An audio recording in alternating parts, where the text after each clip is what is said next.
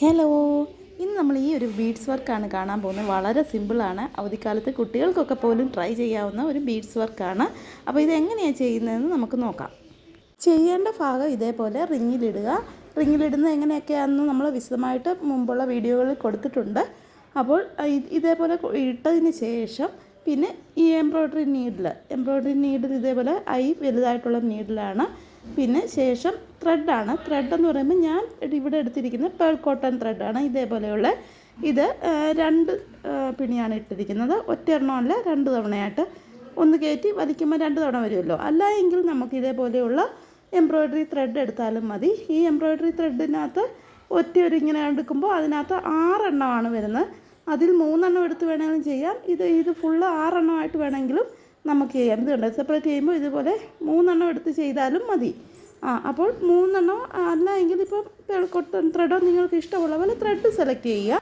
ശേഷം ഇതേപോലെ ത്രെഡ് കോർത്തിട്ട് നമ്മളെടുക്കുന്ന ആ നൂലിൻ്റെ അറ്റം ഒന്ന് കെട്ടുക. ഇതുപോലെ ഒന്ന് കെട്ടിയിടുക. കെട്ടിയതിന് ശേഷം ഇനി നമ്മൾ ചെയ്യാൻ പോവുകയാണ്. ചെയ്യുന്നത് നമ്മൾ ഈ വരച്ചിരിക്കുന്ന ഒരു ലൈൻ കണ്ടോ, ആ ലൈനിലൂടെയാണ് നമ്മൾ ചെയ്യാൻ പോകുന്നത്. അപ്പോൾ നീഡിൽ അടിയിൽ നിന്ന് ഇങ്ങനെ എടുക്കുക. ബാക്ക് സ്റ്റിച്ച് അറിയാവുന്നവർക്ക്, നമ്മളുടെ ക്ലാസ് നേരത്തെ കണ്ടുവിട്ടുള്ളവർക്കറിയാം, ബാക്ക് സ്റ്റിച്ചാണ് നമ്മൾ ആദ്യം ചെയ്യുന്നത്.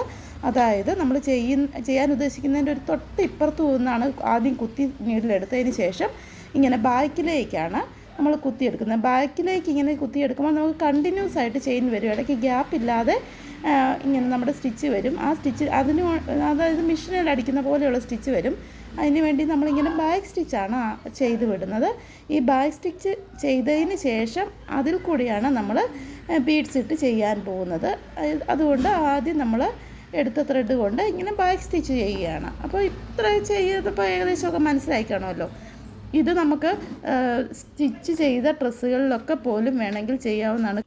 അവധിക്കാലത്ത് കുട്ടികൾക്കൊക്കെ അവരവരുടെ ഡ്രസ്സുകൾ വേണമെങ്കിലും ഇങ്ങനെയൊക്കെ ഡിസൈൻ ചെയ്യാവുന്നതാണ്. അതുകൊണ്ടാണ് ഞാൻ വിശദമായിട്ട് ഇതുപോലെ ക്ലാസ് പറഞ്ഞു തരുന്നത്. നെക്കിൻ്റെ സൈഡിൽ കൂടെ അല്ലെങ്കിൽ സ്ലീവിൻ്റെ സൈഡിൽ കൂടെ ബോർഡറുകൾക്ക് ചെയ്യാനോ അല്ല എങ്കിൽ നെക്കിൽ താഴേക്ക് ഇങ്ങനെ ലൈനുകളായിട്ട് വേണമെങ്കിൽ പോലും നമുക്ക് ചെയ്യാവുന്നതാണ്. അപ്പോൾ ഇത്രയും ചെയ്ത് നമ്മൾ ചെയിൻ നിർത്തുകയാണ്. ശേഷം നമ്മൾ ഇതിൻ്റെ പുറകു വശത്ത് ഇത് കെട്ടുകയാണ്. ഇതേപോലെ കെട്ടുന്നത് അറിയത്തില്ലാത്തവർക്ക് വേണ്ടി ഒന്ന് വിശദമായിട്ട് കാണിച്ചു എന്നേ ഉള്ളൂ. നമ്മൾ ബാക്കി എടുത്തിരിക്കുന്ന ത്രെഡിനകത്തൂടെ ഇങ്ങനെ കയറ്റി ഇങ്ങനെ കോർത്ത് വലിക്കുന്നു. അപ്പോൾ ഒരു കെട്ട് വരുമല്ലോ. ആ കെട്ടൊന്ന് മുറുക്കി അതിന് ശേഷം ഇത് കട്ട് ചെയ്യുക. അപ്പോൾ നമ്മുടെ ബാക്ക് സ്റ്റിച്ച് കഴിഞ്ഞു. ഇനിയിപ്പോൾ നമ്മളുടെ ബീഡ്സ് വർക്കാണ് ഇനി ചെയ്യാനുള്ളത്. ബീഡ്സ് ചെയ്യാനായിട്ട് നമ്മൾ ഒരു ലെയർ മാത്രമേ എടുക്കുന്നുള്ളൂ. പേൾ കോട്ടൺ തന്നെയാണ്. അപ്പം മറ്റേ ഡബിൾ ചെയ്തുകൊണ്ട് ഇത് ഒറ്റയായിട്ട് മാത്രം. അതുപോലെ തന്നെ അടിവശം ഇങ്ങനെ കെട്ടിയെടുക്കുന്നു. ഇതുണ്ടല്ലേ, ഒരു തൊണ്ടേ ഉള്ളൂ. അടിവശം കെട്ടി ഇനി ഇപ്പോൾ നമ്മൾ വലിയ നീഡിലിടുന്നത് കൊണ്ട് എടുക്കുന്ന ബീഡ്സിൻ്റെ ഹോൾ ഇച്ചിരി വലുതായിരിക്കണം. സാധാരണ നീഡിലിട്ടാണെങ്കിൽ അപ്പോൾ ചെറിയതാണെങ്കിലും ചെയ്യാം. ഇതിപ്പോൾ ഞാൻ വലിയ ബീഡാണ് എടുക്കുന്നത്. കാരണം എൻ്റെ നീഡിൽ വലിയ ഹോളുള്ളതായത് കൊണ്ട് മാത്രം. അതുകൊണ്ട് വലുതിടുമ്പോഴാണ് നമുക്കൊന്നുകൂടെ ഒരു ഭംഗി. അത് നിറഞ്ഞു നിൽക്കും, ചെയിൻ നിറഞ്ഞു നിൽക്കും.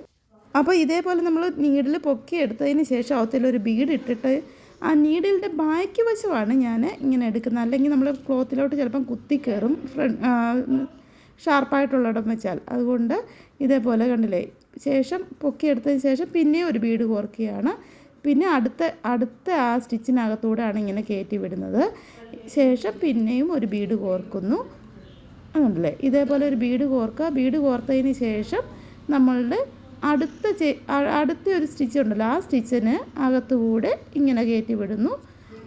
നമ്മുടെ സ്റ്റിച്ചിങ് ക്ലാസ് ചെയ്തവർക്കറിയാം, റണ്ണിങ് വിത്ത് വേവ് നമ്മൾ ചെയ്തായിരുന്നു. അതേപോലെ ഇതിപ്പോൾ ബാക്ക് സ്റ്റിച്ചിലൂടെ ആ വേവ് ചെയ്യുന്ന പോലെയാണ് ചെയ്യുന്നത്. ഒരു വശത്തൂടെ ഇങ്ങനെ ബീഡ്സ് കയറ്റി പിന്നെ താഴേക്ക് ഇറക്കി അടുത്ത വശത്തൂടെ ഇങ്ങനെ കയറി അങ്ങനെയാണ്. അപ്പം നമ്മൾ വേവ് ചെയ്യുമ്പോൾ അതിലേക്ക് ഓരോ വേവിലേക്കും ഓരോ ബീഡ്സും കൂടെ ഇട്ട് പോവുകയാണ്. ഇത് ബാക്ക് സ്റ്റിച്ച് ആയതുകൊണ്ട് അടുപ്പിച്ച് ഒരു ഗ്യാപ്പ് ഇല്ലാതെ വരുന്നു. അങ്ങനെയാണ്. അപ്പം ഇത് നല്ല സ്ട്രോങ് ആണ്. നമ്മൾ ഈ ബീഡ്സ് നല്ല സ്ട്രോങ് ആയിട്ട് ഇരിക്കുകയും ചെയ്യും. നല്ലൊരു ഭംഗിയാണ്. നമ്മൾ എന്ത് വർക്കാണ് ചെയ്തിരിക്കുന്നതെന്ന് അറിയത്തില്ലാത്ത പോലെ ബീഡ്സ് ഇങ്ങനെ അടുക്കി വെച്ചേക്കുന്നത് പോലെ തോന്നും. അതേപോലെ നല്ല ഭംഗിയുള്ളൊരു സ്റ്റിച്ചാണിത്. നമ്മൾ മെനക്കെടുന്നതിൻ്റെ ഇരട്ടി ഒരു എടുപ്പുള്ള ഒരു സ്റ്റിച്ച് കൂടാണ്. അപ്പോൾ ഈ സ്റ്റിച്ച് എങ്ങനെയാണെന്ന് ക്ലിയർ ആയിട്ടുണ്ടോ? നമ്മൾ ഓരോ സ്റ്റിച്ചിൻ്റെ ഇടയിലൂടെയും ഓരോ ബീഡ്സാണ് കയറ്റി വിടുന്നത്. ഒരു വശത്ത് മുകളിൽ കൂടെ ആണെങ്കിൽ അടുത്ത വശത്ത് താഴെ കൂടെ, അങ്ങനെ രണ്ട് വശത്തുകൂടെയും നമ്മൾ ബീഡ്സ് ഇങ്ങനെ ചെയ്ത് നമ്മുടെ ബാക്ക് സ്റ്റിച്ച് ചെയ്ത് ഫുള്ള് ഫില്ല് ചെയ്യുകയാണ്. അപ്പോൾ ഈ സ്റ്റിച്ച് എല്ലാവർക്കും മനസ്സിലായെന്ന് വിശ്വസിക്കുന്നു. ഇതുപോലെയുള്ള വീഡിയോസ് ഇഷ്ടമുള്ളവർ നമ്മുടെ ചാനൽ സബ്സ്ക്രൈബ് ചെയ്തിട്ടില്ലാത്തവരുണ്ടെങ്കിൽ ഒന്ന് സബ്സ്ക്രൈബ് ചെയ്യുക. വീഡിയോ ഇഷ്ടപ്പെട്ടാൽ ലൈക്ക് ചെയ്യാൻ മറക്കരുത്. അപ്പോൾ ഇനിയും ഇതുപോലെയുള്ള വീഡിയോയുമായി വരുന്നതാണ്. Thank you for watching.